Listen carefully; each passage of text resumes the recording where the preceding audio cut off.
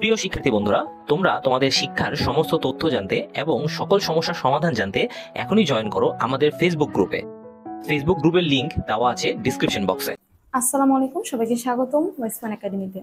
আজকে আমরা দেখব নবম শ্রেণীর স্বাস্থ্য সুরক্ষা পৃষ্ঠা নাম্বার ৭৯ ছকের সমাধান। চলো ছকটি করার আগে আমরা দেখে ফেলি আমাদের বইয়ে কি কি বলা হয়েছিল। অনুষ্ঠানে দলগতভাবে কি বিষয়ে নিজের দলগত উপস্থাপনা করব তা নিয়ে সিদ্ধান্ত নিতে সমঝোতা করার সময় আমরা কোনো কোনো বিষয় সম্পর্কে সচেতন ছিলাম তা খুঁজে বের করেছি। আচ্ছা, আমাদের যে দলগত উপস্থাপনার জন্য আমরা সমঝোতার মাধ্যমে যে সিদ্ধান্তগুলো নিয়েছিলাম, সেক্ষেত্রে আমরা কোন কোন সতর্কতা বা কোন কোন সচেতনতা অবলম্বন করেছিলাম সেটা খুঁজে বের করেছি।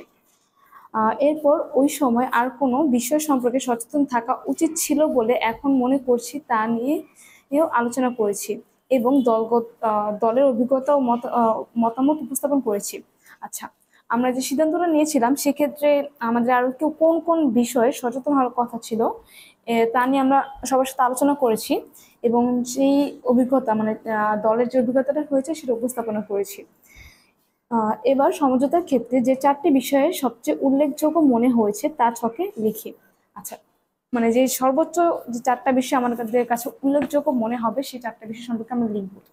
আচ্ছা, সমঝোতা সমঝোতা চারটি উল্লেখযোগ্য বিষয়, সমঝোতা যে চারটি উল্লেখযোগ্য বিষয় সেগুলো আমি আমার মতো করে লিখেছি, তুমি চাইলে তোমার মতো করে লিখতে পারো। আচ্ছা, ১, কমপক্ষে দুইজন ব্যক্তি বা দুই পক্ষের মধ্যে কোনো বিষয়ে মতের অমিল হলে পারস্পরিক সমঝোতার মাধ্যমে তা একটি সমাধানে পৌঁছাতে পারে। আচ্ছা, দেখা যাবে যে একদম সর্বনিম্ন দুইজন আর এর সর্বোচ্চ যতজন হতে পারে, মানে দলের সর্বোচ্চ যতজন হতে পারে, তাদের মধ্যে যদি কোনো একটি বিষয় নিয়ে একটা মতের অমিল দেখা যায়, সেক্ষেত্রে আমাদের পারস্পরিক সমঝোতার মাধ্যমে আমরা একটা নির্দিষ্ট একটা মানে সঠিক সমাধানে পৌঁছাতে পারবো। আচ্ছা, এখানে চন্দ্রবিন্দু হবে।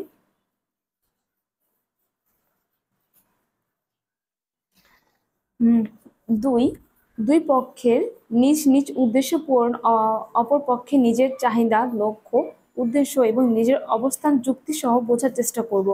আচ্ছা, যখন দুইটা পক্ষ থাকে সেক্ষেত্রে দুই পক্ষের মানে নিজেদের যে উদ্দেশ্যটা থাকে, মানে আমি যে উদ্দেশ্যে কাজটা করব সেটা পূরণের ক্ষেত্রে মানে সম্পূর্ণ করার ক্ষেত্রে অপর পক্ষে আমাদের অপোনেন্ট যে পার্সনটা থাকে বা দুইটা দলের মধ্যে বিপরীত দলটা যে থাকে, আমার আমার আমার বিপরীত যে দলটা থাকবে সেটার চাহিদা, তাদের লক্ষ্য কি এবং তাদের অবস্থান এবং নিজের অবস্থান সহ যুক্তি সহকারে বোঝার চেষ্টা করব।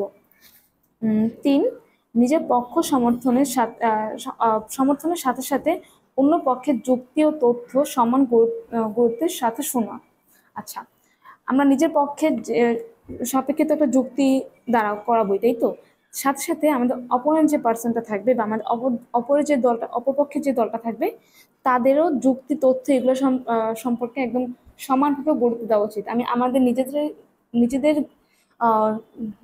ডিসিশনের ক্ষেত্রে আমি যেরকম ভাবে বা সমঝোতার একটা সিদ্ধান্ত নেওয়ার মাধ্যমে যেভাবে আমরা গুরুত্ব দিই, সেক্ষেত্রে অপর পার্সনের ঠিক সেইভাবে গুরুত্ব দেওয়া উচিত। ৪, পারস্পরিক সমঝোতার জন্য যে যোগাযোগ হবে সেখানে দুই পক্ষকে কথাবার্তার মাধ্যমে স্বাচ্ছন্দ্যতা বজায় রাখতে হবে। আচ্ছা, আমরা তো পারস্পরিক সমঝোতার একটা মেন কন্ডিশনের মধ্যে হতো এটা পড়ে যে যেখানে যোগাযোগটা হবে তার দুই পক্ষের মধ্যে একটা সুসম্পর্ক বজায় রাখা বা একটা স্বাচ্ছন্দ্যতা বজায় রাখার মাধ্যমে একটা নির্দিষ্ট একটা সিদ্ধান্তে পৌঁছাতে হবে। আচ্ছা, এটা ছিল আমাদের পৃষ্ঠা নাম্বার ৭৯ ছকের সমাধান। দেখা হবে তোমাদের সাথে নেক্সট কোনো পরবর্তী ছকের সমাধানে। এ পর্যন্ত তোমাদের সুস্থ থাকার জন্য শুভকামনা রইল। আল্লাহ হাফেজ।